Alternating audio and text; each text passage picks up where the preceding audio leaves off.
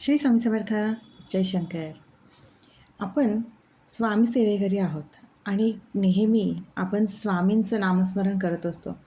पण आपण आपल्या दिवसभरामध्ये 2 गोष्टी आवर्जून करायला हव्यात. एक तर सकाळी स्वामींना धन्यवाद म्हणायला हवं जेव्हा आपण घरातनं बाहेर पडतो, आणि संध्याकाळी जेव्हा आपण घरी येतो तेव्हा रात्री झोपण्यापूर्वी रोज स्वामींजवळ एक प्रार्थना करायची सवय करा. मुळातच आपल्या स्वामींना सगळं काही माहिती असतं, त्यांना सांगण्याची गरजच पडत नाही.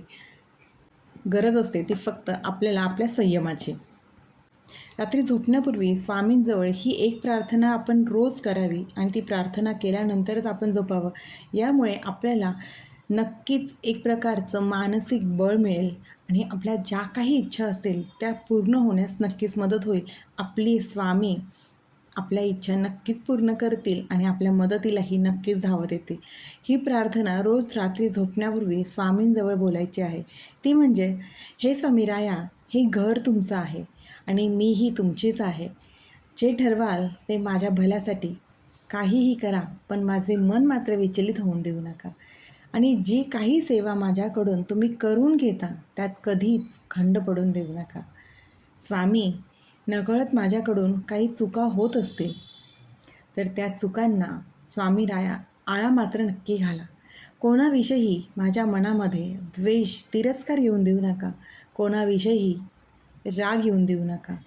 मला सर्वांशी प्रेमाने वागण्याची, राहण्याची बुद्धी मात्र द्या आणि कायम सर्वांच्या पाठीशी तुम्ही मात्र नेहमी राहा. माझ्याकडून काही चूक झाली असेल तर हे स्वामी राया मला माफ करा आणि माझ्या परिवाराचे संरक्षण करा. माझ्या कुटुंबाचा माझा नेहमी आधार बनून राहा. माझ्याकडून सतत सेवा ही करून घेत राहा. ही प्रार्थना आपल्याला रोज स्वामींजवळ झोपण्यापूर्वी करायची आहे. एक मानसिक समाधान नक्कीच मिळेल आणि एक शांतीची झोपही आपल्याला नक्कीच लावेल.